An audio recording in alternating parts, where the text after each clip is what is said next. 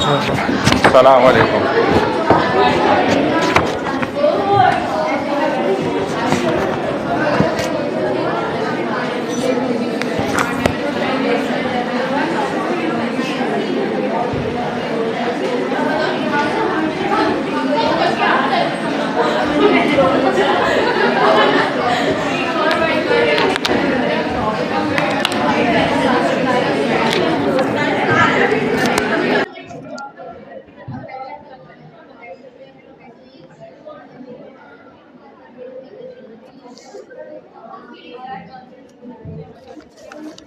First half में ना लगाती जाना।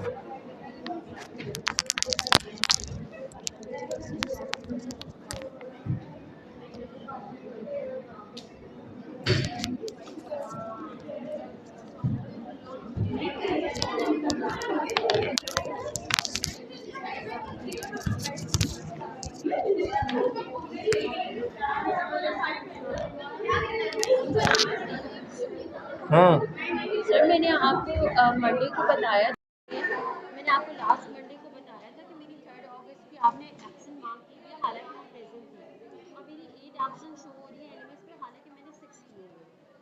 और मैंने आपको व्हाट्सएप पे भी, आपने बोला था कि बेटा आपका काम था कि व्हाट्सएप पे मैसेज कर दें, तो मैंने आपको व्हाट्सएप पे भी भेजा हुआ था, आपने कुछ किया ही नहीं, तो 8 की 8 ही है।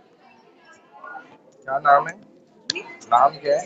अनाया था, मैंने आपको व्हाट्सएप पे किया हुआ, अगर आप देख लेते तो पता नहीं आपने देखा है या नहीं, अभी चले मैं देख लूँ। मैंने आपको भेजा हुआ है, ये वेडनेसडे से भेजा हुआ है आपको मैंने, अपना यानी कि 2 सही करनी है।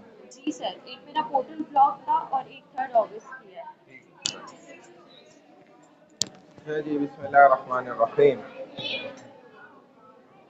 आरून बासिल, अबीर आसिम, आरून का है? आरून आप हैं?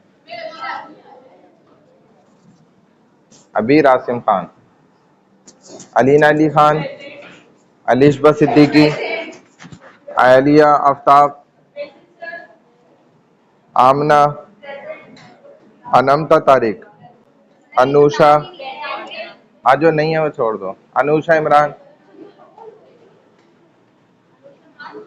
अनजलना, अरीबा नसीर, आयशा फयाज, आयशा शाहिद, भूमिका, दिशा देवनानी, ईमान फातिमा, ईमान इकबाल। तुम्हारा लॉग हुआ है, मैसेज कर दो मुझे कि मैं बैठी हुई हूँ। फलक फातिमा, फरीहा, फरहीन वहीद, तुम्हारा भी है लॉग, तुम मुझे मैसेज करो। हानिया, हरीम, इस्माइल खान, कशफ कलीम, मोहसिन, मोहसिन, माहीन, माहरूख अहमद, मारूक भुट्टो, मनाइल शाहिद, मरियम रहमान, मारिश दुआ, 664 महक, 292 महक रानी, महक तहसीन, मोहम्मद साइम एजाज, मुंतहा शाहिद, मुस्फिरा, नाइला जहूर, नाइला, निगत आफ्ताब, नुमेरा पंजवानी, उवैस अली, पाकीज़ा मीरजादी, प्रगति, कुदसिया मुनीर, रमना इरफान, रहमत इस्माइल, रमना इरफान प्रेजेंट है, सलूनी, समरा तसव्वर, शिज़ा इनाम, सोहा खान, सईदा अरीज फातिमा, आयशा सिद्दीकी, तहरीम वकार, युस्मा अमान खान, ज़ैनब फातिमा, जुबैदा जोबिया,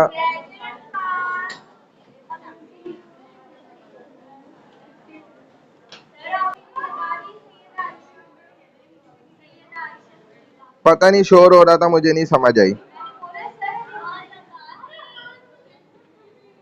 मुझे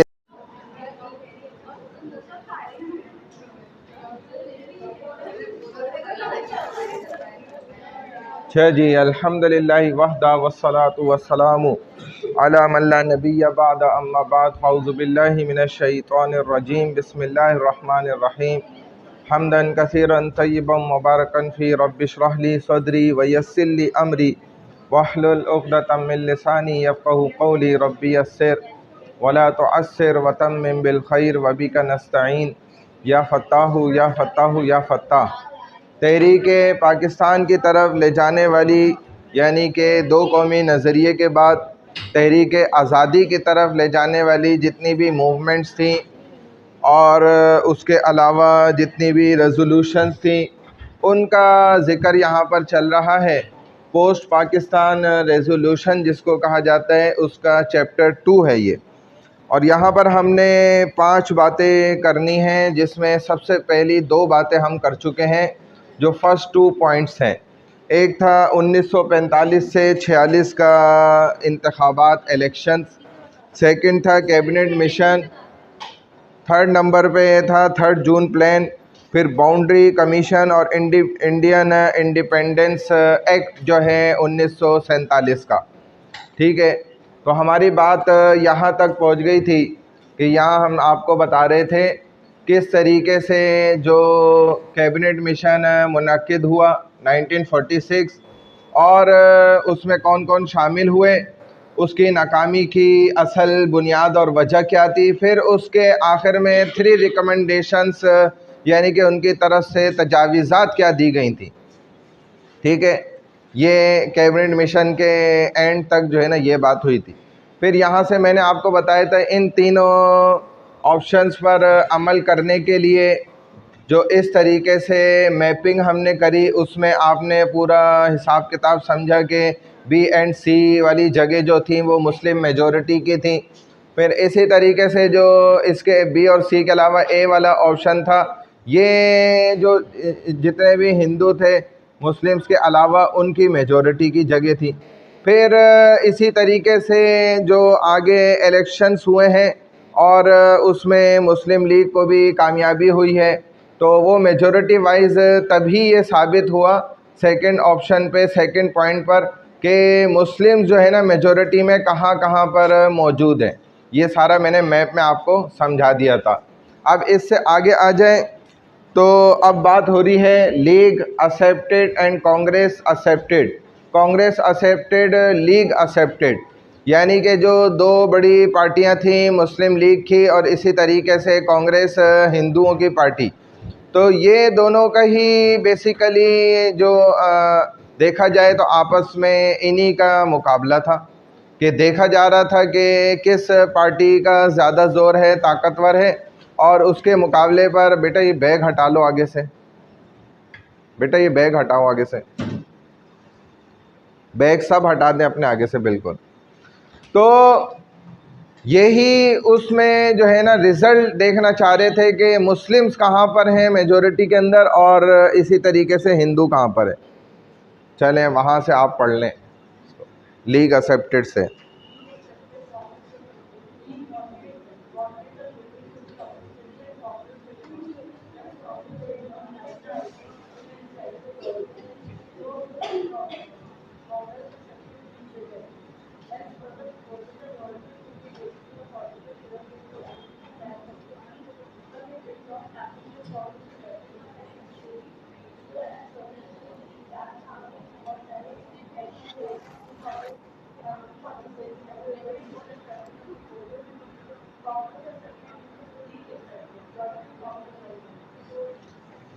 स्टार्टिंग में जो है ना लीग ने, मुस्लिम लीग ने तो इस मंसूबे को एक्सेप्ट किया, यानी कि मान लिया, लेकिन जो कांग्रेस पार्टी थी उसने इसको मुस्तरद किया।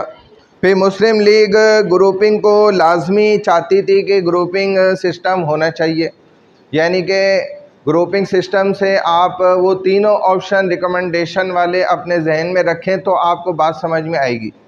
अगर पिछली बात आप नहीं समझें तो ये आगे कुछ भी नहीं समझ पाएंगे। इसीलिए मैंने प्रीवियस क्लास में 3 से 4 दफ़ा इसको बार बार रिपीट किया था और अभी मैं आप लोगों को खड़ा करके पूछता हूँ, ठीक है ना। ये जो अब मैं कह रहा हूँ ना कि मुस्लिम लीग जमात जो थी वो चाहती थी कि ग्रुपिंग लाजमी होनी चाहिए। अब इस ग्रुपिंग से क्या मुराद है, क्या मतलब है ग्रुपिंग का, पूछ लो मैं किसी से भी, सबको समझ आ रही है बात? प्रीवियस क्लास आपने 3 दफ़ा मैंने रिवाइज किया था ये सारा कुछ पिछला। क्या मतलब है ग्रुपिंग से बताओ? हाँ, ये तो अब एब्सेंट हो जाएगी ना, होगी भी तो ये बोलेगी एब्सेंट लगा दें, कोई बात नहीं। हाँ, वाकई एब्सेंट हो गई थी आप, देखा? जिस पे नज़र डालोगे वो यही बोलेगा, देखा? वो उसने पहले ही बता दिया कि इसके बाद मेरा नंबर आ जाएगा। हाँ जी मैडम, ग्रुपिंग का मतलब क्या है यहाँ पर? ये जो बात चल रही है, ये क्या बात चल रही है, कौन सा टॉपिक चल रहा है? चलो, इतनी मुश्किल चीज़ तो आपसे मैं पूछता नहीं हूँ, जो हमने पिछली क्लास की बातें, यही बताओगे ये क्या चल रहा है, क्या टॉपिक है ये नज़र ही नहीं आ रहा तुम्हें? और किसको नज़र नहीं आ रहा है? ये हाथ खड़ा करो ज़रा सब, जिसको ये कुछ भी नज़र नहीं आ रहा, हाथ खड़ा करें सब। ये तो सबको, तुम आपको नज़र आ रहा है आपको? तो और आगे आओ, फिर तुम आगे आके बैठो। ये तो तुम्हें शुरू में बात बतानी चाहिए, तुम आते ही मोबाइल में माशाल्लाह स्टार्ट हो गई। देखो अब नज़र आ रहा है? वैसे इसके नज़र आने का फ़ायदा भी कोई नहीं है, ये हम पिछली क्लास से इसको पढ़ लें। हाँ बताओ क्या टॉपिक चल रही है? अब देखो ये क्या लिखा हुआ है ग्रीन कलर में, लीग एक्सेप्टेड। अगर तुम्हें नहीं भी नज़र आ रहा, हमने पढ़ा भी है, मैंने कितनी दफ़ा पढ़ा है, उसने पढ़ लिया बेचारी ने, वो आई भी नहीं थी पिछली क्लास में, फिर भी मैंने उससे पढ़वाया। देखो ये क्या चल क्या रहा है, ये क्लास में क्या हो रहा है बताएं?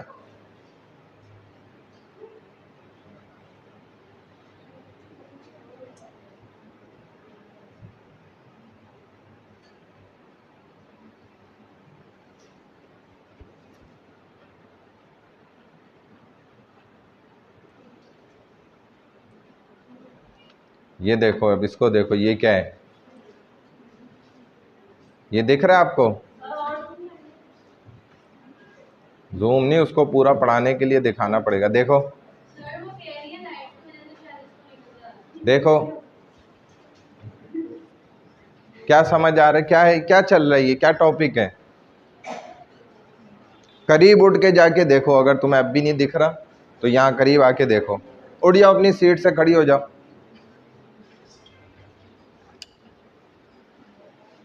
खड़ी हो जाओ, करीब आके देखो क्या लिखा हुआ है। समझ आ रहा है क्या लिखा हुआ है? तो करीब आओ ना, मैं इसीलिए तो बार बार आपको कह रहा हूँ कि आप करीब आके देख के पढ़ के बताओ क्या टॉपिक चल रहा है। आओ जल्दी करो, मैं नहीं बताऊंगा, अब आप बताएंगी मुझे। जल्दी आए आगे, देखें पढ़ें क्या लिखा हुआ है, जल्दी उठ के आए, टाइम वेस्ट नहीं करें, जल्दी से उठ के आए, ये टॉपिक देखें क्या चल रहा है, आपको पता तो चले क्लास में हो क्या रहा है। आप तो मोबाइल में लगी हुई, उठने खड़े हो, जल्दी से आगे देखें क्या है टॉपिक, करीब आगे देखें। Resolution path, events and movements to independence, part 2। क्या मतलब है इसका?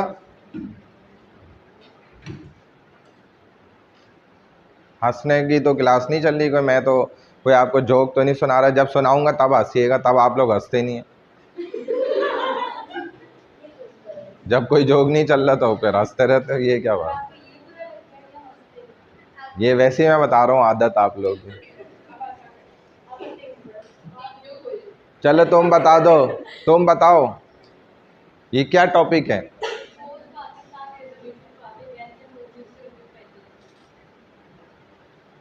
क्या टॉपिक हुआ, समझाओ ना, क्या मतलब है इस बात का?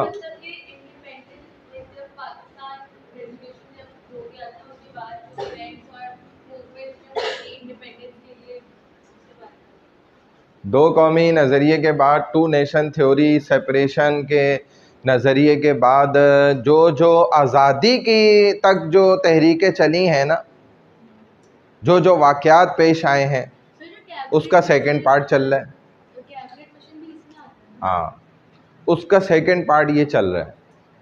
फर्स्ट पार्ट में आपने काफ़ी सारी चीज़ें पढ़ी, उसमें क्वाइट इंडिया मूवमेंट भी पढ़ा था और भी बहुत कुछ था। फिर यहाँ पर आपने 5 पॉइंट्स हैं, वो उस पर बात चल रही है, अभी तो सेकंड पॉइंट चल रहा है। हम क्या बात कर रहे हैं कि दो कौमी नज़रिए के बाद से आज़ादी तक जितनी भी तहरीकें चली हैं, उठी हैं, जितनी मूवमेंट्स ख़ास तौर पर स्पेशली मुस्लिम्स की तरफ से, उन सब का यहाँ ज़िक्र हो रहा है। बस इतनी सी बात है। उसमें जो एक बड़ी मूवमेंट थी जो इस सेकंड पार्ट में चल रही है, सबसे पहली वाली वो थी मुस्लिम लीग चाहती थी अपनी सियासी रहनुमाई, जिसके लिए उसने इलेक्शंस का जो है ना वो भरपूर दावा किया कि भाई इलेक्शंस होने चाहिए, उसके बगैर कोई शफाफ निज़ाम जो है ना सामने नहीं आ सकता। और वाकई जब इलेक्शन हुए तो मुस्लिम लीग उभर के सामने आ गई। 429 सीट्स उसने 490 समथिंग में से जो है ना उसने हासिल कर ली। इससे साबित हो गया कि मुस्लिम लीग एक सियासी रहनुमाई करने वाली जमात है, उसने अपना लोहा मनवाया। इसके बाद जो सिविल नाफरमानियाँ थी वो तो कंटिन्यूसली चल ही रही थी, क्योंकि राइट्स नहीं दिए जा रहे थे। अभी तो ताज़ा इन्होंने चलो इलेक्शन जीता, अपना सेलिब्रेशन भी किया। अब लेकिन जो ब्रिटिशर्स थे वो तो इस बात से कतई तौर पर नाराज़ थे ना मुकम्मल के उधर दूसरी लड़ाई चल रही थी वर्ल्ड वॉर 2, और यहाँ पर ये मसाइल थे कि मुस्लिम अपने हुकूक के लिए बहुत ज़्यादा सड़कों पर एहतजाज कर रहे थे, निकले हुए थे। वहाँ से जब ये मुस्लिम लीग की फ़तह हो गई एक तरह की, तो अब हिंदू भी शुरू हो गए, तो ये तो और ज़्यादा बड़ा हंगामा आराई शुरू हुई। उसको रिज़ॉल्व करने के चक्कर में और मेजर जो पॉइंट था वो ये था कि हिंदुस्तान बरसग़ीर के फ्यूचर की प्लानिंग करने के लिए एक सियासी मंजरनामा, ऐसा इंतज़ामी उमूर बना दिया जाए, मैनेजमेंट बना दी जाए जो कि जो है ना आगे के लिए एक लाया हमल करे, जिस छतरी के नीचे हिंदू मुस्लिम दोनों आ जाए और इत्तेहाद हो जाए। उस इत्तेहाद के लिए ये सारा ड्रामा चल रहा है जो मैं आज पिछली क्लास से आपको सुना रहा हूँ, कि दोनों को मुत्तहिद करने के लिए सियासी प्लेटफॉर्म पर उन्होंने ये सारी कार्रवाई डाली जो कैबिनेट मिशन की थी, कि एक वफ़द भेजा और वो वफ़द में कौन कौन 3 उनके ब्रिटिशर्स शामिल थे। जी,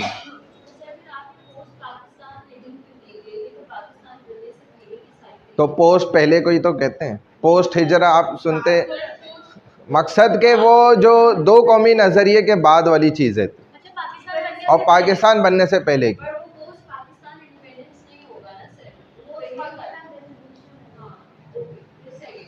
हाँ, रेजोल्यूशन है ना। और ठीक है, अगर इसको थोड़ा सा घुमा कर हेडिंग दी है, ये बात भी सही है। अगर प्री कह देते तो वो ये कि सीधा सीधा हो जाता, लेकिन घुमा कर बात समझाना ज़्यादा अच्छा है ना, कि बंदा होशियार और चालाक भी बनता है थोड़ा सा।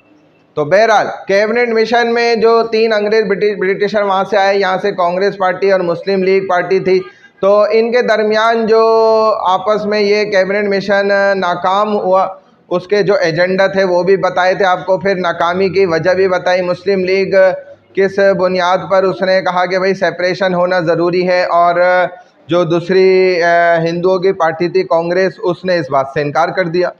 आखिरकार फैसला कौन जो रिज़ल्ट निकला वो इस बात पर निकला कि भाई ये तो डिज़ोल्व हो गई, कैबिनेट मिशन तो ख़त्म हो गया, लेकिन 3 रिकमेंडेशन हम पेश कर देते हैं, अपनी तजवीज़ात। हमारी तजावीज़ ये हैं कि इस पर अगर अमल अब कर लिया जाए तो यही लास्ट वे है, आखिरी रास्ता है, अब इस पर अमल कर लें तो आसानी हो जाएगी। और ये क्या था, इत्तेहाद और यूनिटी पैदा करने के सारे जो है ना हथियार इस्तेमाल कर रहे थे ब्रिटिशर।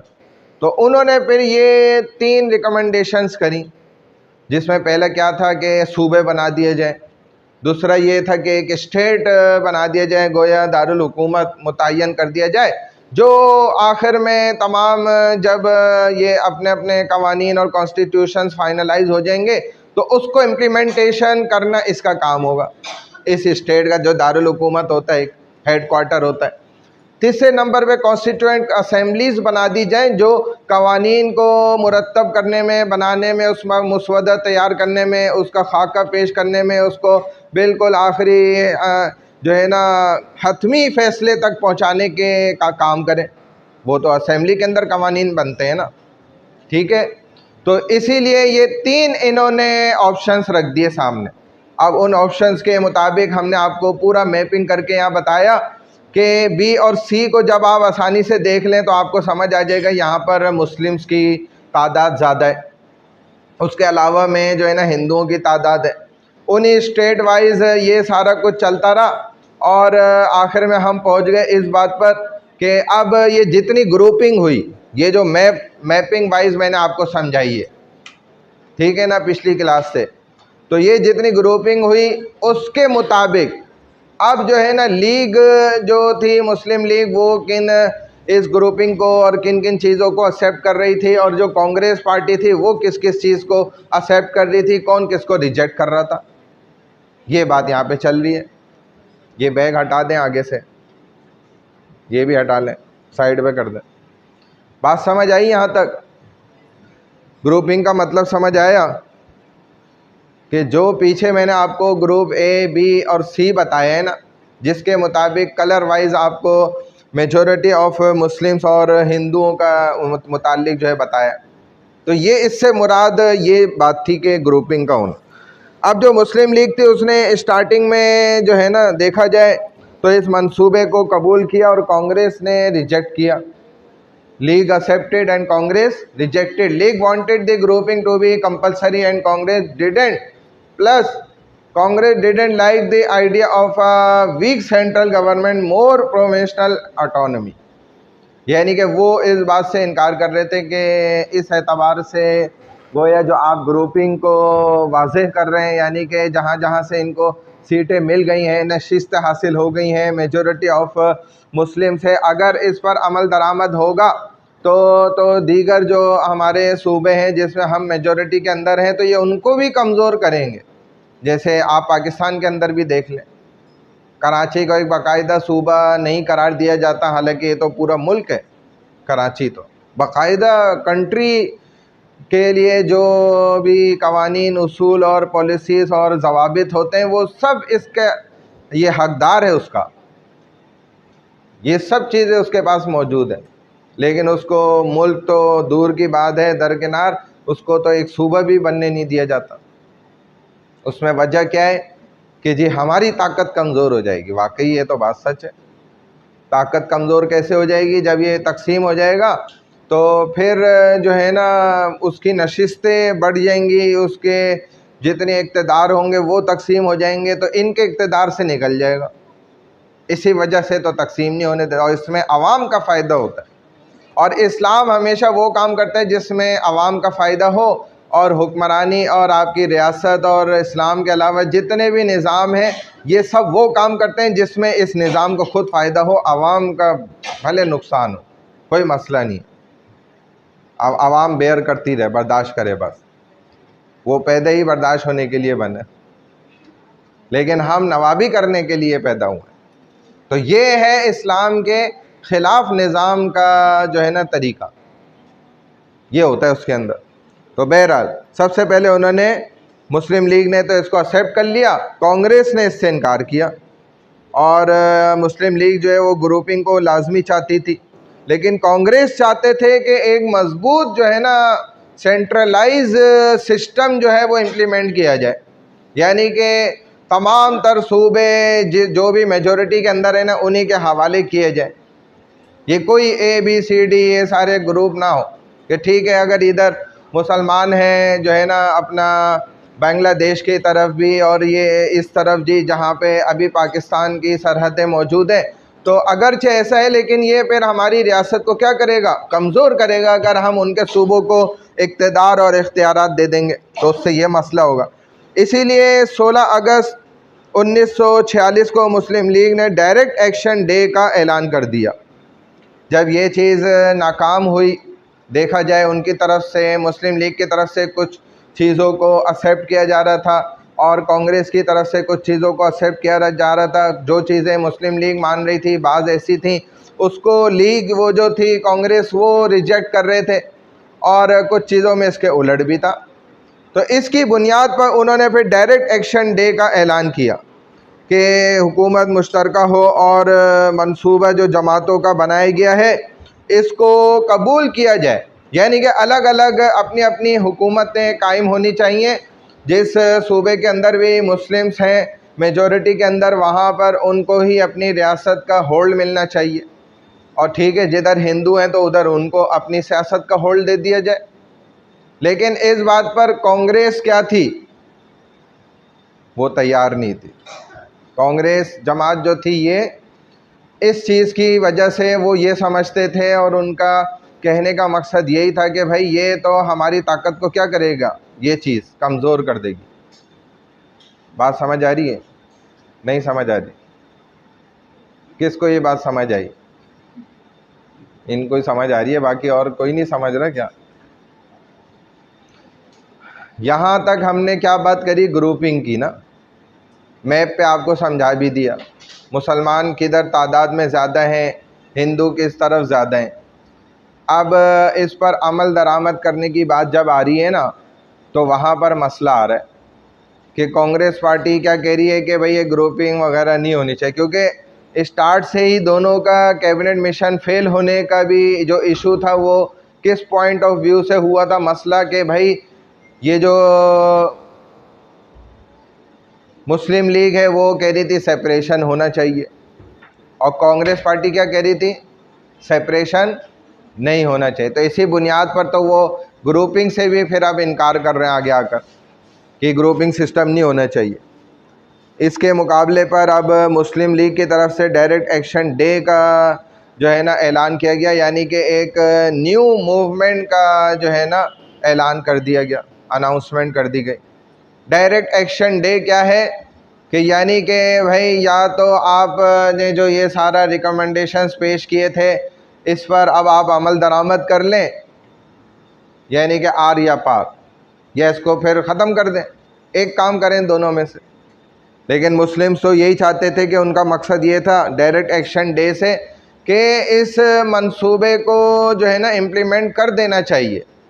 जब आपका ने देख लिया कैबिनेट मिशन भी फेल हो गया, नाकाम हो गया, उसके आपने आखिर में लास्ट में 3 रिकमेंडेशंस भी दे दी। मुस्लिम्स उन रिकमेंडेशंस के मुताबिक देखा जाए तो अपनी उन्होंने एक जगह बना ली सियासत के अंदर। अपनी रहनुमा जमात जो मुस्लिम लीग है वो आप देखें तो उसने तो जीत भी हासिल कर ली और अपनी सेलिब्रेशन भी बनाई। तो अब ये चाहते थे कि भाई इसको अमली जो है ना इम्प्लीमेंटेशन करना चाहिए, यानी कि इस पर अमल दरामद कराना चाहिए, मुसलमानों को उनकी नशिस्तें दी जाएं और मुसलमानों को सियासत के अंदर उनका इक़्तिदार दिया जाए। इसी बुनियाद पर तो मुसलमानों को उनके हुकूक हासिल होंगे, अदरवाइज़ थोड़ी कुछ हो सकेगा। तो अब इसके आड़ में क्या आ गई, ये लीग, ये जो कांग्रेस पार्टी है ना, ये इससे को रिजेक्ट कर रही थी कि भाई ये नहीं होगा। चलें आगे। जॉइंटली फॉर्म दी गवर्नमेंट, लास्ट में दोनों इस पर मुत्तहिद हो गए। किस तरीके से? सम की इवेंट्स ड्यूरिंग दिस टाइमर।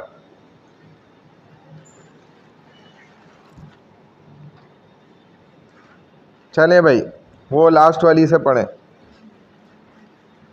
आप पढ़ लें आखिर वाली। Some key events during this time: communal tensions between both majority groups, provincial elections.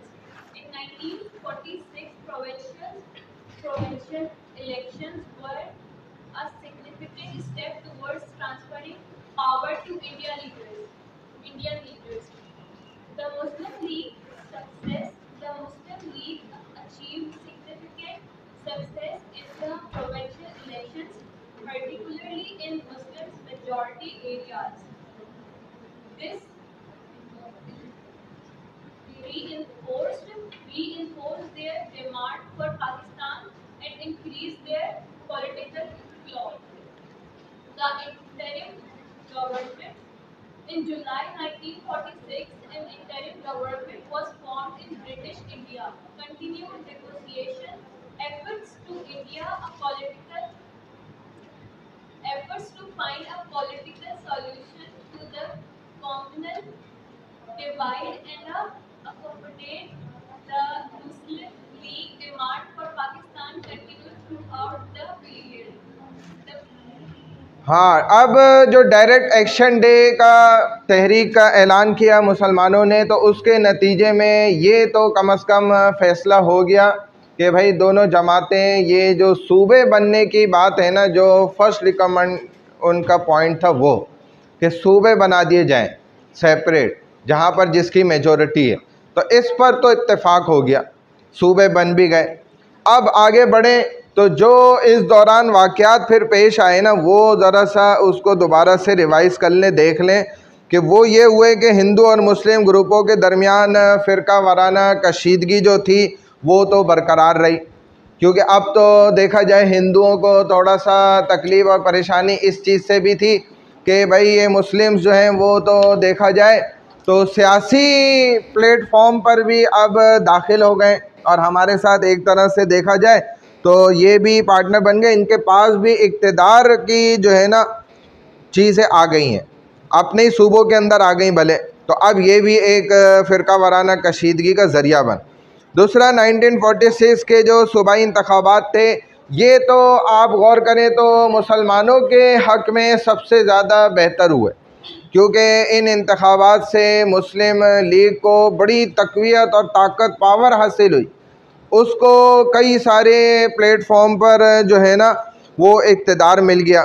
Muslim league ने अक्सरियती इलाक़ों में नुमाया कामयाबी हासिल की, यानी कि अक्सरियत के साथ। एक तो कहते हैं ना कि चलो थोड़ी बहुत वोटों से वो जीत गए, लेकिन अक्सरियत के साथ उन्होंने नुमाया कामयाबी हासिल की, और एक अबूरी हुकूमत भी कायम कर ली गई, यानी कि टेम्पररी बेसिस पर एक हुकूमत तो उनको मिली कम अज़ कम। पाकिस्तान के मुतालबे पर मज़ीद जो है ना मुज़ाकरात वो कंटिन्यूसली चलते रहे कि भाई हमें तो ये सब ठीक है, ये तो हो रहा है, चल रहा है, लेकिन असल विज़न और हमारा मोटिव तो क्या है, मकसद कि हमने सेपरेट नेशन हासिल करना है। उस पर तब भी मुसलमानों ने मुज़ाकरात छोड़े नहीं, मुसलसल ये पेश खेमा और पेश रफ्त थी एक अलग मुल्क रियासत हासिल करने की। बिल आखिर 3 जून प्लान की तश्कील की तरफ पेश रफ्त हुई। किस वजह से? कि मुसलमान तो अपने मुतालबे से पीछे हट ही नहीं रहते ना।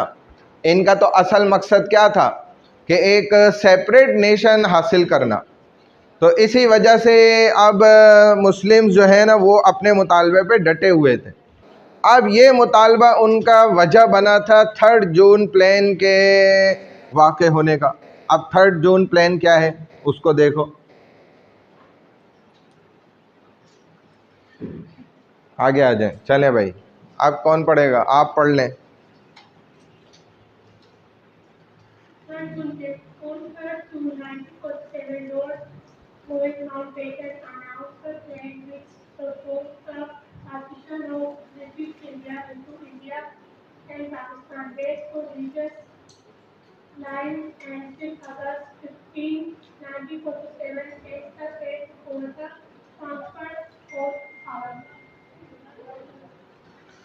थर्ड जून प्लान क्या था? उसमें लॉर्ड लुईस माउंटबेटन ने मंसूबा पेश किया ये, और इस प्लान के अंदर, इस मंसूबे के अंदर क्या मकसद की बात जो थी, जो सबसे हाईलाइटेड थी, वो उन्होंने देखते हुए, माजी के तमाम इन मूवमेंट्स को देखते हुए और मुसलमानों को ये भी देखते हुए बिलखुसूस स्पेशली कि अगरचे उनको बड़ा इक़्तिदार भी हासिल हो गया सियासत के अंदर और अपने सूबों के अंदर भी उनको नुमाया जो है ना कामयाबी हासिल हो गई, तो इसके बावजूद भी अभी तक मुस्लिम जो हैं वो सेपरेट नेशन की मुज़ाकरात को नहीं छोड़ ले। वो मूवमेंट्स तो इनकी कंटिन्यूसली चल रही हैं, और उसमें तो और ज़ोर आ गया क्योंकि अब तो पावर आना शुरू हो गई, तो उसमें और ज़्यादा तक़वियत और इस मुतालबे के अंदर जो है ना और ज़्यादा सख्ती आना शुरू हो गई।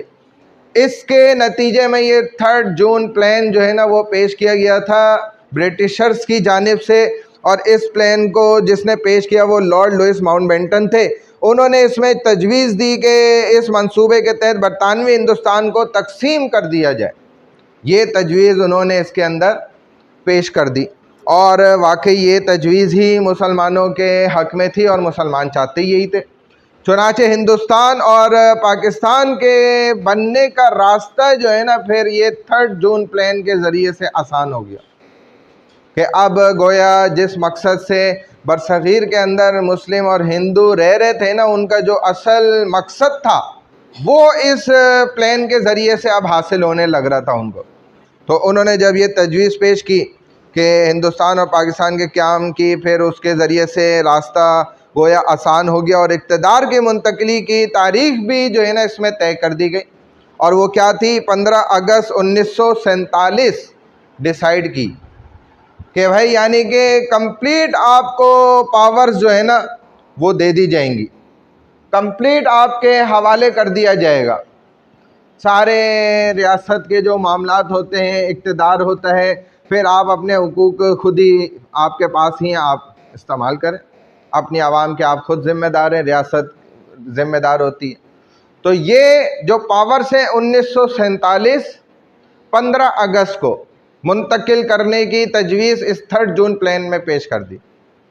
बात समझ आई? 3 बातें उन्होंने करी यहाँ पर। बताएं आप जी, क्या 3 बातें इन्होंने करी और किसने करी? आ जाएं, जल्दी आएं जी।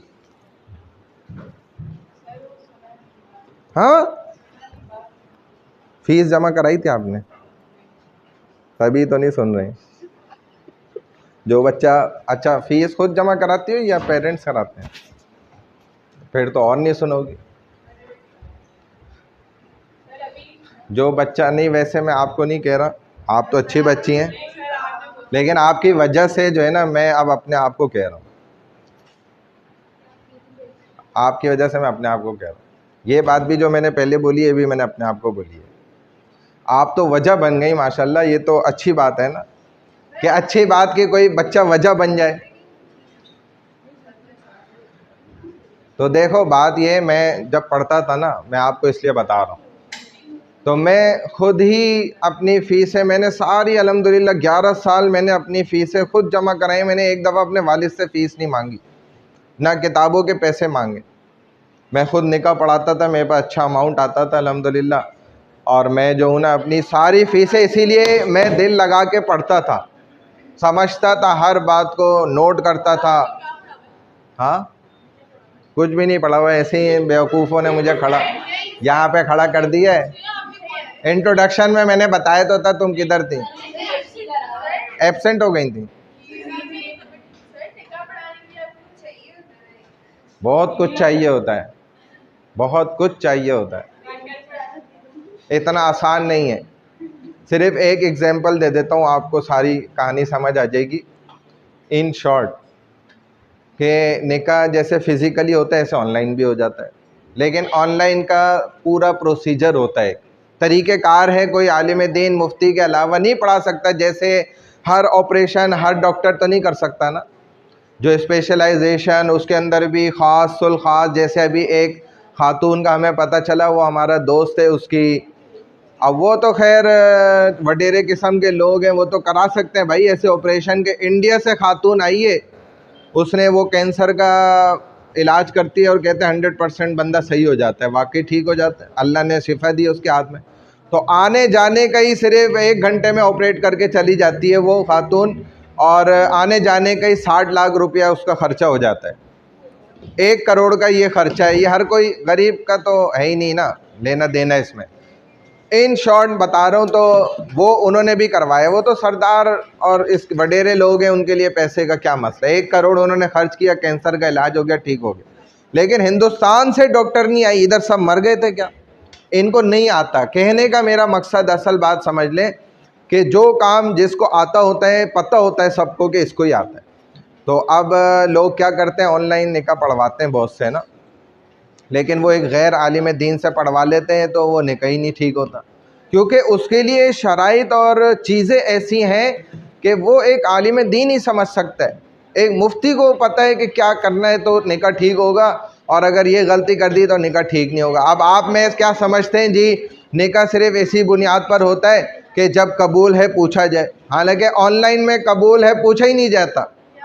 उसके बगैर निकाह होता है, उसका प्रोसीजर अलग है ना। क्योंकि कबूल है उस वक्त पूछा जाता है कि जब वकील सामने है और जो जिसने कबूल करना है दुल्हन है वो भी सामने मौजूद है।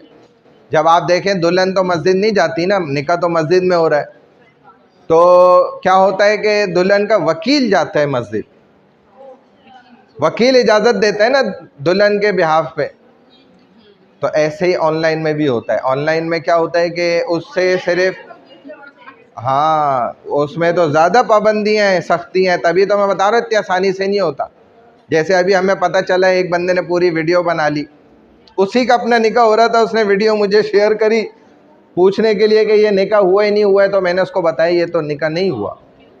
वो अपने आप को दूल्हा दुल्हन समझ रहे हैं, मियाँ बीवी समझ, और वजह क्या है कि वो जो उसकी शराइत हैं उसको पूरा ही नहीं करा, बेवकूफ़ किसी अनाड़ी से पढ़ा तो सब देते हैं ना, शराइत है ना कि उसके लिए बाकायदा जो है ना वकील बना जाता है। जहाँ से निकाह पढ़ाया जा रहा होता है ना, जिस मजलिस से, वहाँ पर एक वकील बैठा हुआ होगा, उसके साथ 2 गवाह होंगे, वो वॉइस पर उससे पूछ रहे होंगे, आवाज़ आ रही हो लड़की की भी, ऐसे ही लड़का भी अगर ऑनलाइन है तो उनसे पूछकर सिर्फ यहाँ पर वकालत की उसकी इजाज़त ले लेंगे, भाई आप मुझे वकील बना रहे अपना निकाह पढ़ाने का। ये नहीं बोलेंगे कि आपको कबूल है, ये नहीं बोलेंगे, दोनों का होगा ना, क्योंकि दोनों मजलिस में जो नहीं मौजूद होगा उसका कानून यही है, जो हाजिर नहीं होगा ना उसका वकील होगा बनेगा, जो मौजूद होगा तो उसके वकील की ज़रूरत नहीं, उससे बराह रास्त खुद पूछा। हम ऑनलाइन की इसलिए तो बात कर रहे हैं कि ऑनलाइन दोनों निकाह पढ़ा रहे हैं तब। तो बहरहाल ये शरई मसाइल होते हैं। मेरे ये बात करने का मकसद था कि जब आप अपनी मेहनत से अपने पैसा कमाते हैं और अपनी पढ़ाई पर ख़र्च करते हैं, तब आपको ज़्यादा एहसास होता है कि मैंने हर चीज़ को समझना है, मैंने पढ़ना है, आगे बढ़ना है, अच्छे नंबर लाने। लेकिन जब वालिदैन जमा करा रहे होते हैं ना, फिर यही होता है, बातचीत हम करते हैं, अपना सब ज़ाय कर देते हैं। तो बहरहाल यहाँ पे जो मैंने बात आपको बतलाई वो क्या बताई है, 3 जून प्लान से रिलेटेड बात चल रही है। इसमें मैंने आपको बताया कि माउंटबेटन, लुइस लॉर्ड माउंटबेटन को भेजा गया, जिनका मंसूबा क्या था 3 जून प्लान का उन्होंने पेश किया। वो मंसूबा ये था कि हिंदुस्तान और यहाँ पर हिंदुस्तान में बसने वाले जो हिंदू हैं और मुस्लिम्स हैं, तो इनको जो है ना तकसीम कर दिया जाए, इनमें सेपरेशन कर दी जाए। और ख़ुद मुस्लिम्स भी यही चाहते थे, अगरचे हिंदू ये नहीं चाहते थे उस वक्त तक भी, लेकिन ये तकसीम का फ़ैसला कर दिया गया। बाकायदा उसकी तारीख भी मुतय्यन कर दी गई, 15 अगस्त 1947 को इनको इनके इख्तियारात कंप्लीट जो हैं वो ट्रांसफ़र कर दिए जाएंगे। ये ख़ुद मुख्तार होंगे, अब ये अपने फ़ैसले खुद करें। ये 3 जून प्लान का मंसूबा था। लॉर्ड लुइस माउंटबेटन, चलें भाई पढ़ें, कोई आप ही पढ़ें। किससे? ये भी पढ़ती है, अच्छा पढ़ती है माशाल्लाह। चलें आप पढ़ें, पढ़ें भाई।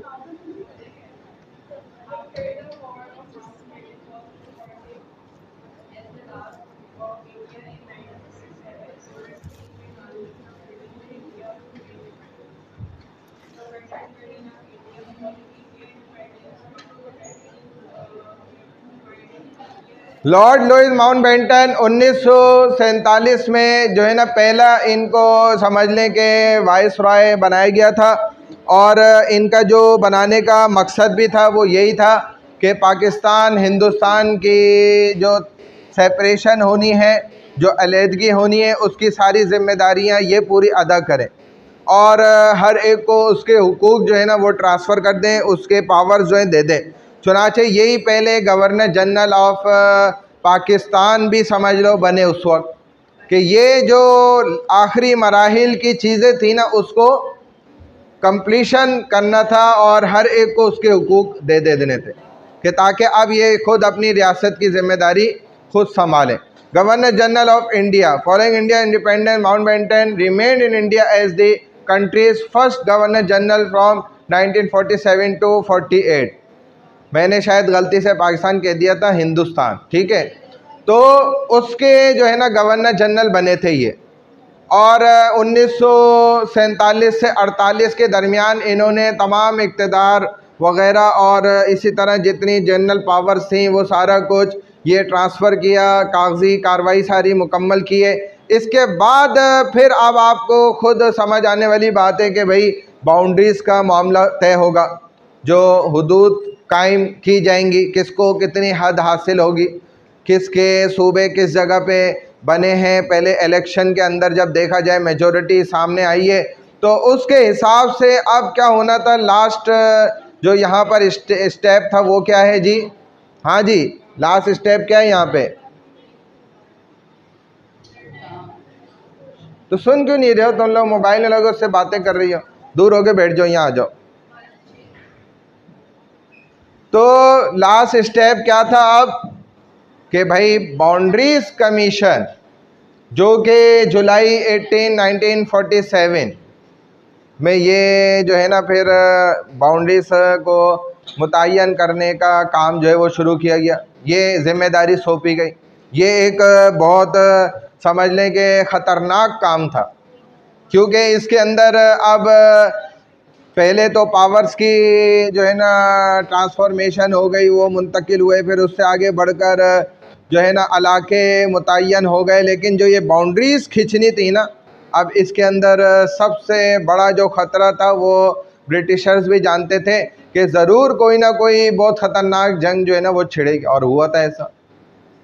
6 लाख से ज़्यादा मुसलमान शहीद हुए, 1 लाख से ज़्यादा जो है वो औरतों के मामलात हो गए, कितनों ने अपनी जानें दे दी। पूरी पूरी ट्रेनें जो है वो भरी हुई आती थीं और उसमें लाशें होती थीं। समंदर में कोई कूद जाता था, अब मैं आप लोगों को भी उठाऊंगा, सिर्फ उसका कसूर थोड़ी, आप मोबाइल में लग गई। फिर भाई आप यहाँ से उड़ जाएं, बात सुने, उधर चली जाएं, वो सेकंड रो में ना दूर, उठें जल्दी से। आपको नहीं कह रहा, इनको कह रहा हूँ। नहीं नहीं, मैं आपको कह रहा हूँ, मैं उनको नहीं कह रहा। आप जाएं उधर, वो अच्छी बच्ची है, आप जाएं। आप उसको बातों में लगा दिए ना, चलें जाएं जल्दी से। अब जो बात करेगा मैं उसको दूर करूँगा 1-2 दफ़ा, फिर उसके बाद कार्ड लेके, मोबाइल अगर इस्तेमाल करती हुई तो वो लेके फिर उसको भेज दूंगा, वो मोबाइल वहाँ से रिसीव करे AIFD से। अच्छा भाई, कहाँ तक बात हो गई? बाउंड्री कमीशन, ये पढ़ो किसका नंबर है, आप पढ़ो भाई, वो पीछे वाली।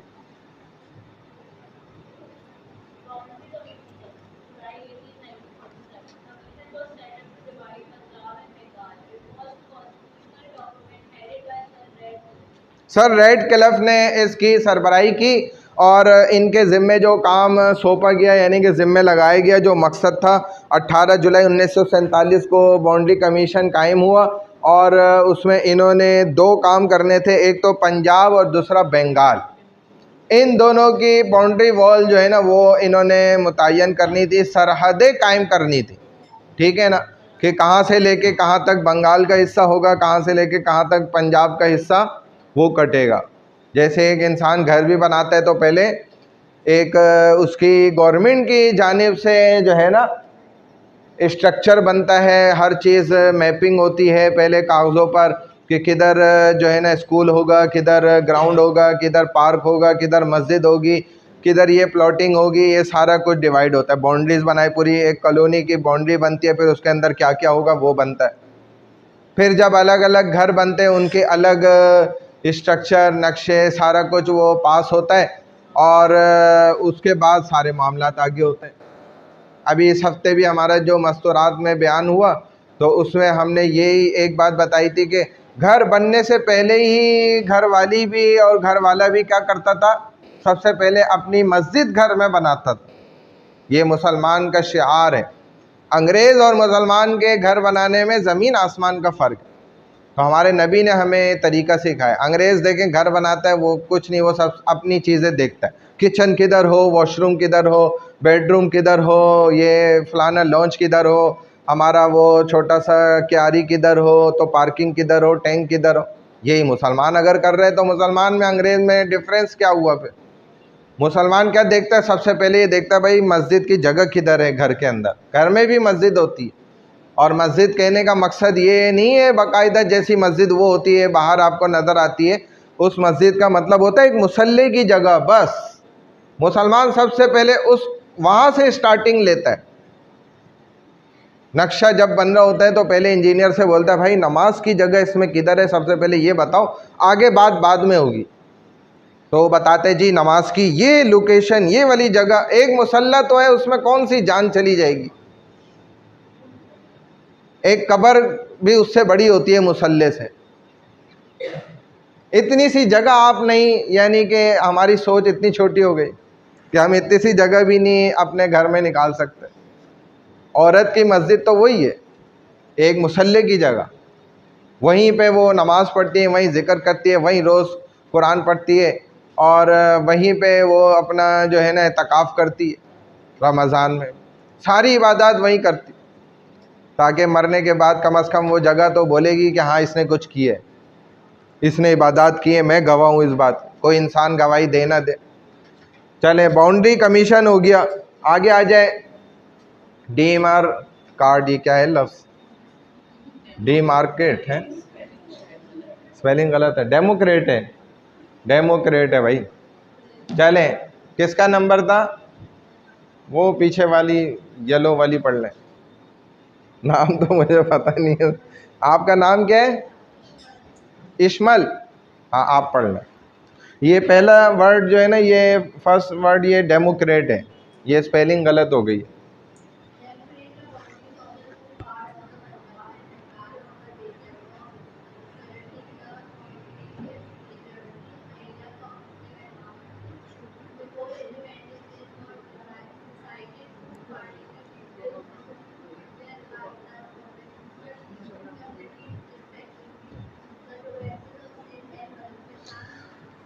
हाँ, बंगाल और पंजाब की सेपरेशन यानी कि बाउंड्रीज मुतय्यन करने के बाद, ठीक है ना, आगे बढ़ना था तो उसमें हिंद की तकसीम के बाद इलाकों की हदबंदी करना भी, ये भी इनकी ज़िम्मेदारी थी। यानी कि पहले फर्स्ट स्टेप पे तो ये दो काम कर लें, बंगाल और पंजाब की सरहदें मुतय्यन कर दें, फिर उससे आगे बढ़ें तो अब जो है ना मज़ीद इलाकों की हिंद के अंदर जो है ना वो तकसीम बंदी करी जाए।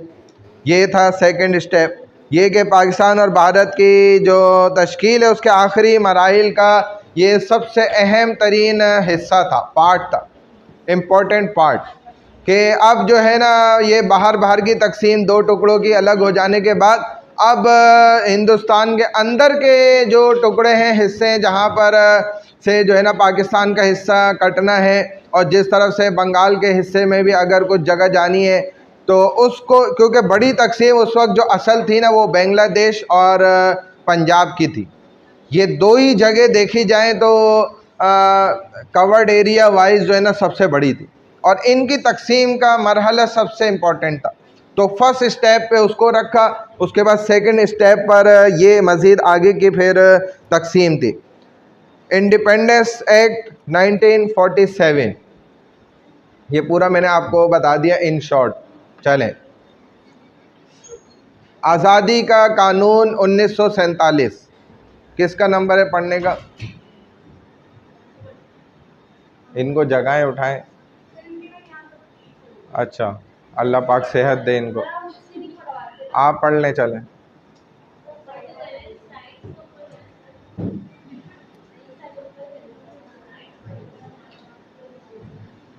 चलें,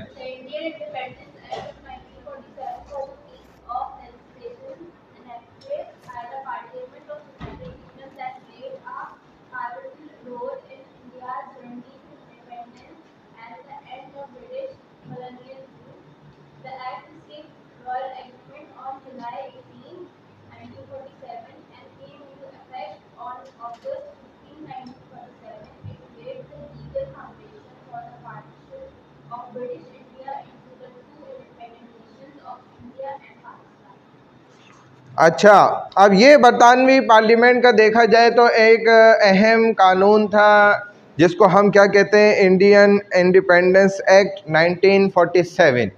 ये बरतानवी कानून का एक एक्ट था, यानी कि उनकी एक कानून साजी थी। उसके मुताबिक देखा जाए तो इसे 18 जुलाई 1947 को गोया शाही मंजूरी हासिल हुई, यानी कि ऊपर के दर्जों से जो बैठे हुए शाही किस्म के लोग हैं उनकी तरफ से इसको कानूनी मंजूरी मिली थी, और ये 15 अगस्त 1947 को नाफिज किया गया था। और इसके नाफिज किए जाने के पीछे जो मकसद था ना, वो यही था, अब अपनी जान छुड़ाना। वरना अंग्रेज़ कभी भी जो है ना आपकी जान छोड़ता नहीं है इतनी आसानी से। और ये सारा कुछ जो हुआ तो देखा जाए तो मुस्लिम रहनुमाओं के बलबूते पर हुआ। वो इस हद तक लेकर आगे मजबूर किया कि उन्होंने अब पार्टीशन को ख़ुद एक्सेप्ट करा, जबकि हिंदू भी अभी तक नहीं चाहते थे ये बात। इस कानून ने हिंदुस्तान की तकसीम और पाकिस्तान और भारत को तकसीम करने में, उसके क़याम में, उसको कानूनी नफाज देने में अहम किरदार अदा किया। अब इस कानून के ज़रिए ये सारा कुछ हुआ। ये जो एक्ट था इसकी खुसूसियात क्या थी कि हिंदुस्तान को टू डोमिनियंस के अंदर सेपरेट करना, यानी कि पाकिस्तान और इंडिया के अंदर, जो कि दोनों ऐसी मुमलिकतें हों कि जो ख़ुद मुख्तारी की पूरी जो है ना हैसियत उनको हासिल हो, अपने इख्तियारात मुकम्मल उनको हासिल हो, जहाँ पर वो अपने राइट्स ख़ुद अपने आप को, अपनी आवाम को दे सकते हो। तो बरतानवी इक़्तिदार इसमें बिल्कुल ख़त्म हो रहा था। इसी इनके अपने कानून के तहत ही जो बरतानिया ब्रिटिशर का जो अपना इक़्तिदार था, जो उनकी पावर्स थी, जो उनके इख्तियारात थे, वो सब इस कानून के तहत ख़त्म हो रहे थे। ये इस कानून की खुसूसियात में से था। नए इख्तियारात हुकूमतों को मुंतकिल हो रहे थे, उनको ट्रांसफ़र किए जा रहे थे, यानी कि जो हुकूमत पाकिस्तान अलग होकर बनेगा वहाँ पे कायम होगी, उसको अपने इख्तियारात मिल जाएंगे। जो हिंदुस्तान में इंडिया की सूरत में जो बनेगी हुकूमत, उसको अपने इख्तियारात मिलेंगे। दोनों ममालिक आज़ाद रियासतों की हैसियत से वजूद में आएंगे, ना कि महकूमियत के साथ, के मगलूबियत के साथ जी ग़ुलाम बन के आप रहेंगे। अगरचे पाकिस्तान एक सेपरेट नेशन तो होगा और देखा जाएगा बज़ाहिर तो आप एक किस्म से जो है ना आज़ादी के हामिल होंगे, लेकिन आप हमारे मातहती के अंदर ही रहेंगे। तो ऐसा नहीं है, बल्कि आपको आज़ादी दी जाएगी। लेकिन देखा जाए तो ये हकीकत में कुछ अरसे की आज़ादी थी। उसके बाद जब कायद-ए-आज़म की तबीयत ख़राब हुई, कहते हैं उनको लोगों ने बड़ा समझाया भी कि भाई आप इतनी मेहनत करते हैं, थोड़ा अपनी सेहत का ख्याल करें। लेकिन ये अल्लाह ने इनको ऐसा बनाया था, कहने लगे कि मेरा दिल चाहता है जब मैं कल को मरूं तो अल्लाह के सामने जब हाजिर हूं तो अल्लाह ताला कहे कि वेल डन जिना, ज़बरदस्त काम किया तुमने। और कहते हैं कि जब इनकी नमाज जनाजा उन मुफ्ती आलिम दीन ने पढ़ाई ना, तो कहने लगे लोग उनको कि आपने इनकी नमाज जनाजा क्यों पढ़ा दी, यानी कि इनका तो इस्लाम का भी कोई वो नहीं था ना कन्फर्म। तो फरमाया, उन्होंने बताया कि मैंने चंद दिन पहले ख्वाब में देखा रसूलुल्लाह सल्लल्लाहु अलैहि वसल्लम खड़े हुए, आपकी ज़ियारत हुई मुझे, और साथ में जिना खड़े हुए और आप अलैहिस्सलाम उनको ऐसे थपकी दे के जो है ना कंधे पे, और मुझे कह रहे हैं कि ये मेरा मुजाहिद है। हमारे तो नौजवान कायद-ए-आज़म का ऐसे मजाक उड़ा रहे होते हैं ना, लेकिन कुछ पता नहीं भाई ये इंसान अंदर से कब बदलता है किसी को नहीं पता।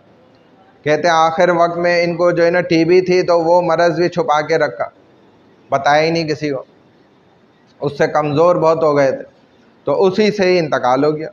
बहरहाल अल्लाह उनकी कब्र पे जो है रहमत नाजिल फरमाए।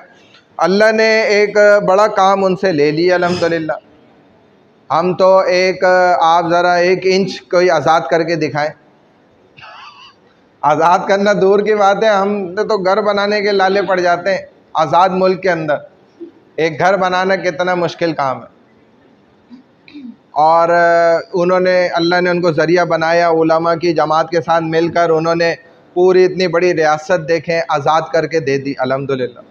अल्लाह ने काम लिया भाई, ऐसों से अल्लाह ले लेते हैं काम जो मुखलिस होते हैं, और वाकई मुखलिस थे, हमदर्द थे, रहम दिल थे, नेक दिल थे, मेहनत करने वाले थे, संजीदा थे, हमारी तरह हर वक्त यूँ हंसने वाले नहीं, काम करके दिखाने वाले लोग, जिन्होंने मेहनतें करी, अपनी जानें यानी खपा दी। लोग उनको कहते थे कि आप आराम कर लें, थोड़ा सा अपने ऊपर रहम करें। कहते थे नहीं, मैं पैदा ही इसी काम के लिए हूँ, मेहनत करने के लिए। तो बहरहाल ये उन हजरात की जो है ना खुलूस था, उनका इखलास नियत थी। अल्लाह ने उनसे इतना बड़ा काम ले लिया। अब जितनी यहाँ पर नेकियाँ हो रही हैं, अच्छाइयाँ हो रही हैं, उसका सवाब भी उनको पहुँचता है। जो आदमी इसमें शामिल होता है कार खैर में, उन्होंने तो इसी नीयत से आज़ादी हासिल करके दी थी कि मुसलमान इधर अपने इस्लाम पे 100% आज़ादी के साथ अमल करेगा।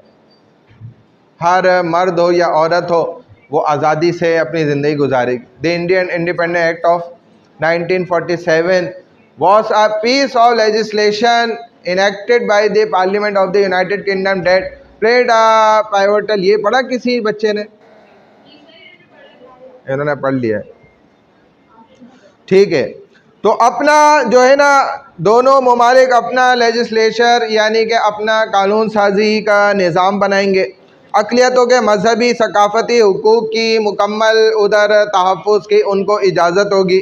ब्रिटिश क्राउन का दोनों ममालिक की हुकूमतों में किरदार जो भी किसी भी किस्म का है वो सब ख़त्म कर दिया जाएगा इसी कानून के तहत। इसकी मैं आपको जो है ना खुसूसियात बता रहा हूँ। पिछले स्टेट को भारत या पाकिस्तान से इल्हाक या आज़ाद रहने का इख्तियार दिया जाएगा, ठीक है ना। ये इसकी खुसूसियात हो गई। लास्ट स्लाइड पे आ जाएं भाई, चलें। की फ्यूचर्स एंड प्रोविजंस, ये आप पढ़ लो। Partition of India.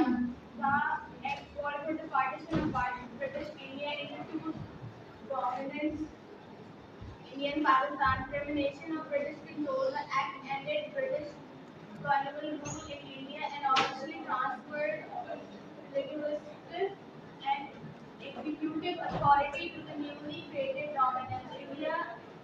India and Pakistan, it marked the beginning of their status as independent nations within the British Commonwealth. Division of British India. The Act provided for the division of British India into two parts, Governor General and Ministry. The Act abolished the office of Viceroy and replaced it with that of Governor General for both India and Pakistan. Lord of Lewis Mountbatten, the last Viceroy, became the first Governor General of India, and Muhammad Ali Jinnah became the first Governor General of Pakistan. ठीक है, ये तो आसान बात है सारी। Constitution and legislation, ये भी मैंने आपको अभी बताया सारा। आगे आ जाए। हाँ, सम अब क्या है इसका सारा टोटल यही है जो आपने फर्स्ट स्लाइड में देखा। क्या था वो कि देखें, पाकिस्तान की आज़ादी के लिए जो रास्ते आसान हुए, हमवार हुए, वो इन 5 बातों की वजह से हुए। जिसमें से पहली बात क्या थी कि मुसलमानों ने इस बात पर ज़ोर लगाया कि भाई इलेक्शन होना चाहिए, साफ शफाफ निज़ाम कायम होना चाहिए, पता चले कि लोग इन दोनों पार्टीज़ में से किस को सपोर्ट कर रहे। तो मुस्लिम लीग के ज़ोर लगाने पर ये इलेक्शन मुनक्किद हुए, जिसको जनरल इलेक्शन कहा जाता है 1945 से 46 के, जिसमें मुस्लिम लीग ने नुमाया कामयाबी हासिल कर ली। 496 गालबन सीटों में से वो जीत गए। जब ये एक नुमाया कामयाबी हासिल हुई मुस्लिम लीग पार्टी को, मुसलमानों की जो थी, तो उस पर उन्होंने फतह का जश्न भी मनाया। और यही बात फिर इस बात का पेश खेमा बनी कि अब हिंदुओं की तरफ से भी फसादात शुरू हुए। मुसलमान तो फिर भी अपने राइट्स पर और सेपरेशन के लिए तो वो अभी तक मुज़ाकरात कर ही रहे थे, वो तो इस बात पर थे ही कि हमें तो अलग मुल्क चाहिए, ये तो हम उसके लिए मेहनतें कर रहे हैं। तो कैबिनेट मिशन बनाना पड़ा, जिसका मकसद क्या था, बरसगीर हिंदुस्तान के अंदर फ्यूचर प्लानिंग करना, एक ऐसा निज़ाम फ्यूचर के लिए मुस्तकिल इम्प्लीमेंट करना परमानेंट बेसिस पर कि जिसके तहत यूनिटी हो जाए, मुस्लिम और हिंदू एक साथ एक प्लेटफॉर्म पे जमा हो जाए। लेकिन ये कैबिनेट मिशन भी क्या हो गया, किस बुनियाद पर नाकाम हुआ कि मुसलमान सेपरेशन चाहते थे और हिंदू सेपरेशन नहीं चाहते। इस पर ये फेल हुआ। इसके एंड में 3 रिकमेंडेशन उन्होंने पेश करी ब्रिटिशर्स ने। वो क्या थी कि सूबे बना दिए जाएं, एक दारुल हुकूमत प्रिंसली स्टेट बना दिया जाए, और तीसरा मकसद, तीसरी बात क्या थी कि वो इदारे बना दिए जाएं जहां से कानून साजी होती है, असेंबलियां बना दी जाए, कॉन्स्टिट्यूएंट असेंबली। ये मैं तो आपको साफ साफ बता रहा हूँ, याद आपने रखना है, ये लिखना आपने सब है फाइनल में। वो ये तीनों काम किए गए। हाँ, अनकरीब शुरू होने वाले हैं। तो बात समझ आ गई यहाँ तक। तो ये 3 उन्होंने अपने जो है ना उनके सामने ऑप्शंस रख दिए। अब उन ऑप्शंस के मुताबिक ग्रुपिंग की गई, देखा गया भाई किस सूबे में, किस जगह पे, किस इलाके में ज़्यादा मुसलमान हैं, किधर ज़्यादा हिंदू हैं, वो सब फाइनलाइज हो गया। तो अब मसला इस पर आ गया कि अब हिंदू जो है ना बाज़ चीज़ों से इनकार कर रहे हैं, कांग्रेस पार्टी, बाज़ से मुस्लिम लीग इनकार कर रही है, बाज़ को मुस्लिम लीग एक्सेप्ट कर रही है, कुछ को वो एक्सेप्ट कर रहे हैं। आखिर इस पॉइंट ऑफ व्यू पर दोनों जमातें इकट्ठी हो गई, यानी कि दोनों ने एक्सेप्ट कर लिया। जो पॉइंट ऑफ व्यू क्या था, डिफरेंट क्या,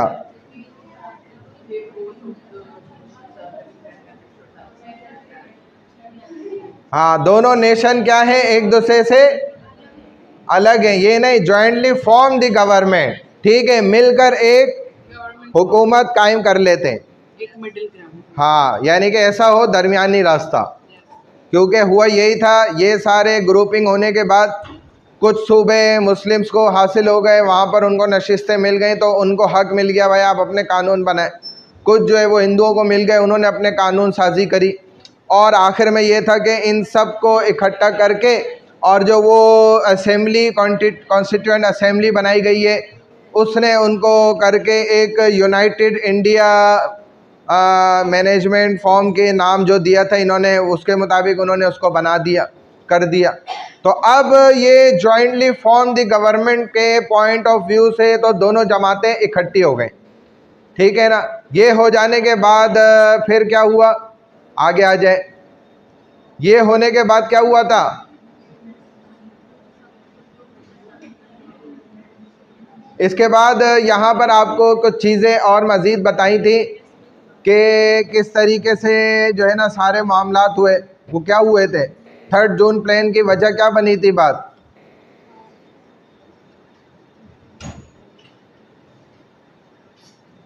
थर्ड जून प्लान की वजह क्या बनी थी, 3 जून प्लान क्यों पेश करना पड़ा,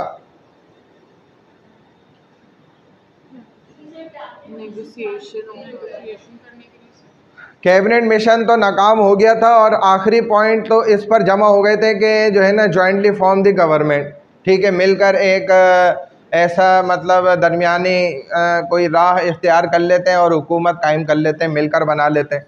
लेकिन फिर ये 3 जून प्लान की ज़रूरत क्यों पड़ी, मुसलमान तब भी पुरजोर थे इस मकसद के लिए, सेपरेशन, कि भाई ये सब तो ठीक है चल रहा है, लेकिन उनके मुतालबात अभी तक ख़त्म थोड़ी हुए थे। वो तो अपने ये मुज़ाकरात जो थे ना सेपरेशन के, वो तो तहरीक वो बड़े ज़ोर शोर से चला रहे थे कि हमें तो अलहदा मुल्क ही चाहिए। बात समझ आ रही है। तो इस मुतालबे ने भी, हाँ,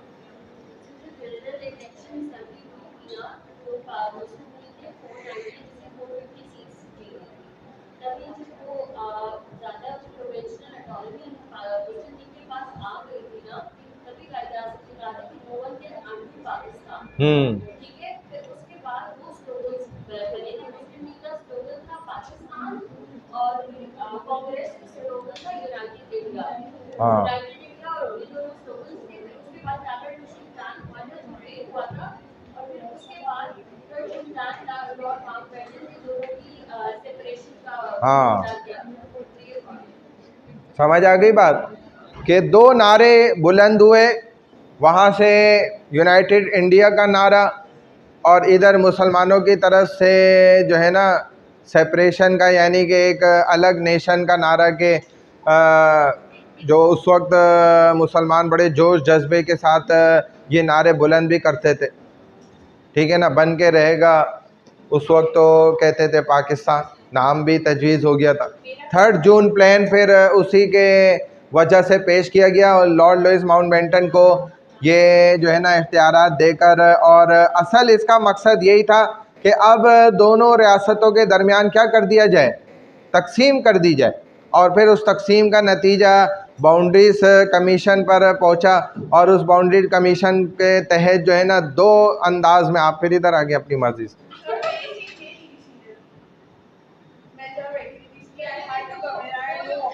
तो आप कहाँ गई थी उठकर, सीट छोड़ के चली गई थी? आप इधर लोग सीटों के लिए लड़ाइयाँ करते हैं, आप इतनी आसानी से सीट छोड़ दी। देखो ऐसे लोग अगर हुकूमत में आ जाए सारा सुकून हो जाए। वज़ीर आज़म अपनी सीट छोड़ दे, सदर अपनी सीट छोड़ जाए, चीफ ऑफ आर्मी स्टाफ अपनी सीट छोड़ दे, रिज़ाइन ही दे दे भाई, वो दूसरा बैठ गया कि मैं क्या करूं, मैं जा रहा हूं। वज़ीर आज़म बोले मैं जा रहा हूं। भाई ऐसे थोड़ी है पाकिस्तान। तो हम तभी तो दुआ कर रहे हैं, अल्लाह करे ऐसे लोग आ जाएं। हाँ सुनाओ। तो पाकिस्तान में होता ही यही है। और क्या होता है, एक दूसरे की सीट खींचते, बैठ जाते हैं, फिर उठते भी नहीं है। ये उठते भी नहीं, आप खुद उठ गए इधर। ये क्या बात कर दी आपने? बुरी बात नहीं है, इधर अच्छी बात यही है। आप समझी नहीं, आप कैसी पाकिस्तानी है ना भाई? सही कह रहा हूँ ना मैं? छीनना नहीं सिखा रहा मैं, वो सिखा रहा हूँ जो इधर चल रहा है मार्केट में। तो तभी तो मैं कह रहा हूँ अल्लाह करे काश इनके जैसे लोग आ जाएं सियासत में। हाँ परसों क्या दिन है? 12 रबीउल अव्वल है। मेरा ख्याल है कि ये जो सेमेस्टर है ना आपका, ये बड़ा तेज़ जाता है, तो ऑनलाइन क्लासेस हों लाजमी, क्योंकि अब मज़ीद आगे कोई ऑप्शन नहीं है। ऑनलाइन क्लास हो जाएगी। 12 की बात कर रहे हैं हम, 12 रबीउल अव्वल। कौन सा बुध का दिन है? हाँ क्या हो गया है ना? यही तो, अटेंडेंस लगा दूं? आईटी वालों से बात करो जाके, वो लगाएंगे। ये काम वो कर सकते हैं, हम नहीं कर सकते।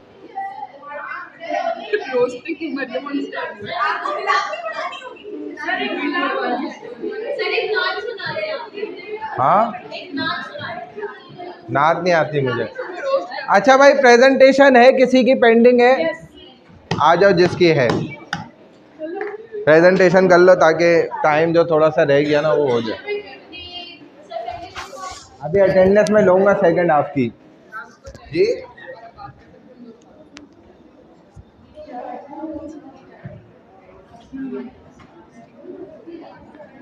हाँ भाई एआई तो बहुत काम करके दे रहा है, अगर आप सही इसको इस्तेमाल कर लें ना। मजाक कर रहे हो, लेकिन अच्छे काम भी मैंने इससे कराए। वो सेकंडों में जो काम हम आधे घंटे में करते थे 2 मिनट में करके। नहीं मैंने कुछ में मदद ली है, कुछ में तो मदद ली है। हाँ कुछ में तो मदद ली थी मैंने, लेकिन उसमें मैंने एडिटिंग भी करते हैं। हाँ एडिटिंग भी करते हैं, लेकिन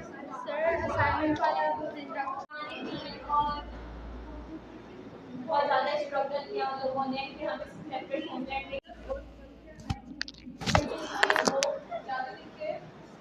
उनकी आइडेंटिटी को आइडेंटिफाई नहीं किया। सेकंड पॉइंट पे मुस्लिम्स को पॉलिटिकल रिप्रेजेंटेशन के हवाले से कंसर्न थे। उन्हें लगता था अगर मेजॉरिटी रूल होगा तो उनके राइट को और इंटरेस्ट को प्रॉपर्ली रिप्रेजेंट नहीं किया जाएगा। थर्ड पॉइंट है मुस्लिम लीडर्स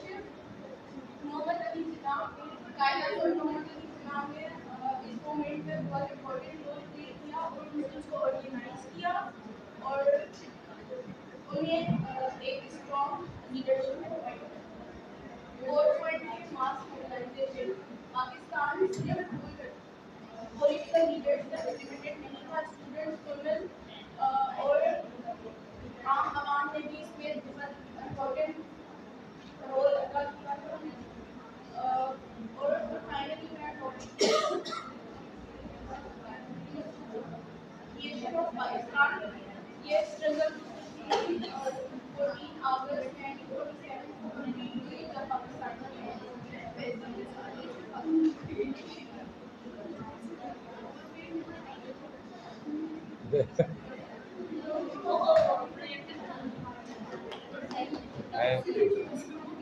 जज़ाकल्लाह लिखा करो इसकी जगह पे। Thank you.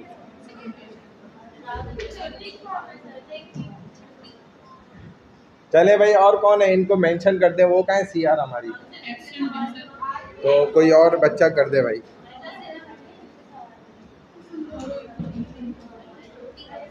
ग्रुप नंबर क्या है? Monday class group 7। सबसे पहले जो आपने दी थी, आपका नाम क्या है? फलक। और दूसरे नंबर पे जिन्होंने दिए? पाकीज़ा।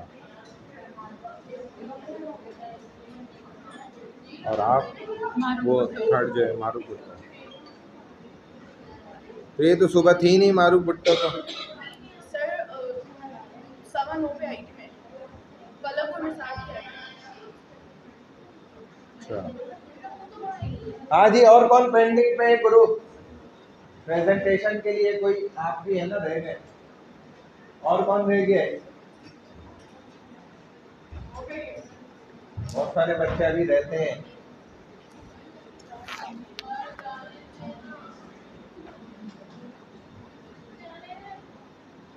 अभी मैं देख के बताता हूँ।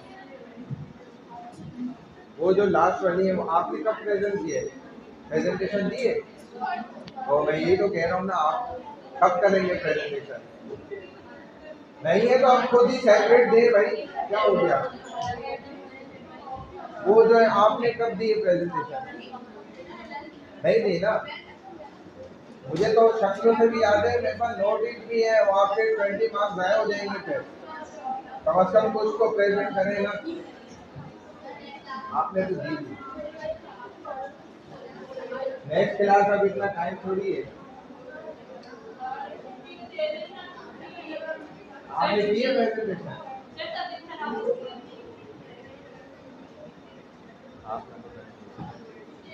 इन्होंने दी है जो लास्ट कर ले। फिर आज मौका है, तैयारी है तो आ जाओ।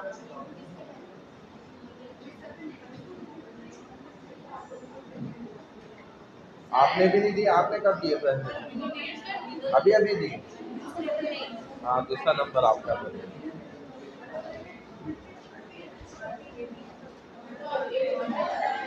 आपने हो गया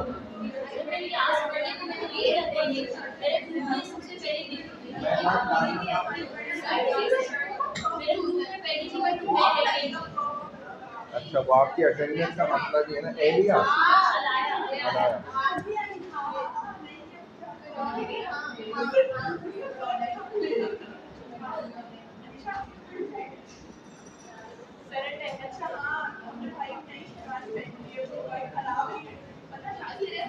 वो गई है असाइनमेंट लेने, गई है लेने। कब जाएंगी? चली नहीं ना। हाँ, असाइनमेंट कौन लेगा वहाँ से? और अपना तो लेती भी जाती है, अपना लेती भी जाएंगी ना। मैं यही कह रहा हूँ, वो वहीं से लेते हुए तो जाए अपना सामान। बाकी आप लोग फिर लेते हुए जाए। निकलते ही राइट हैंड साइड पे फर्स्ट शॉप है इकरा नाम से, साकिब साहब उधर है। साकिब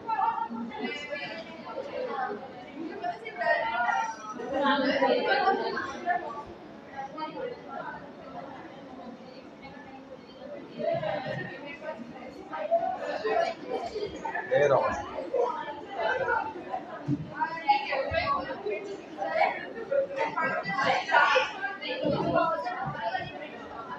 बाहर वाली जो निकलते ही राइट हैंड साइड, बाहर वाली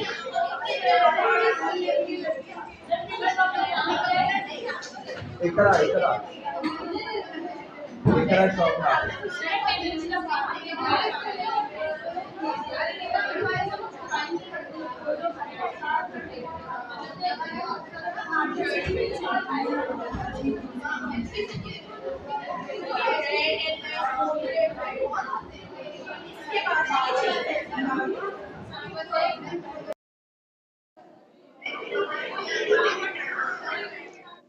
अच्छा जी, बिस्मिल्लाहिर्रहमानिर्रहीम। आरून बासिल का है, वो लॉक हुआ है तो मुझे मैसेज करें। अटेंडेंस का प्रेजेंट का मैसेज करें, लिख दें उसमें लॉक हुआ है आपका। कोई अकाउंट इशू होगा तो लॉक हुआ है, अटेंडेंस लगेगी नहीं। अबीर आसिम, अलीना अली, अलिशबा, एलिया आफ्ताब, अलाया, आमना पूछ लें, अनमता तारिक,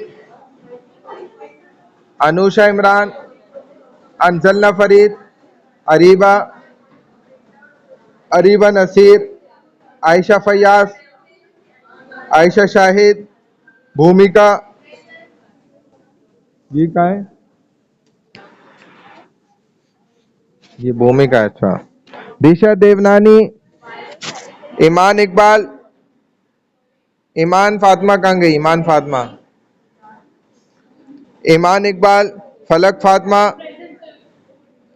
फरिया इमरान, फरहीन वहीद, हानिया, हरीम, इस्माइल खान, कशफ कलीम, महम मोहसिन, माहीन नाज, माहीन, माहरूख अहमद, मारूक भुट्टो, मनाइल शाहिद, मरियम रहमान, मारिश दुआ, महक 664, महक 292, महक रानी, महक रानी कहाँ है? महक रानी नहीं है।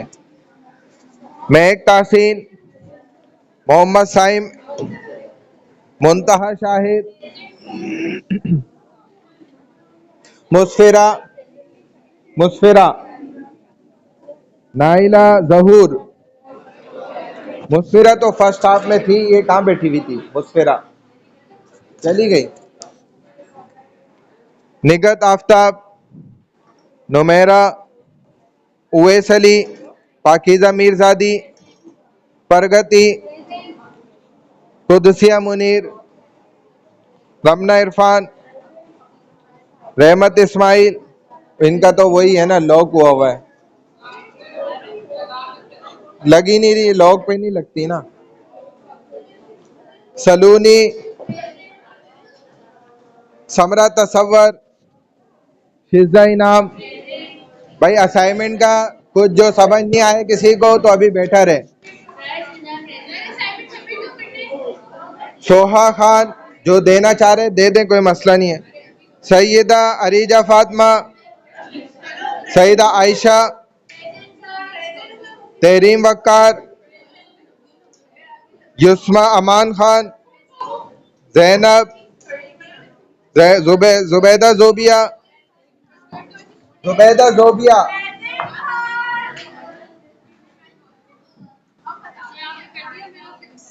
वही देख रहा हूँ आपका ना। ये असल में सेव होनी थी, इसके बाद मुझे फिर पीछे जाके देखना था। एरिया आप कह रही है ना, एरिया आफ्ताब, अलाया कहते हैं। अच्छा, लग गई, कोई बात नहीं, अलाया लग गई। फर्स्ट हाफ मैंने खुद लगा दी, हाँ कोई मसला नहीं, लगा दी।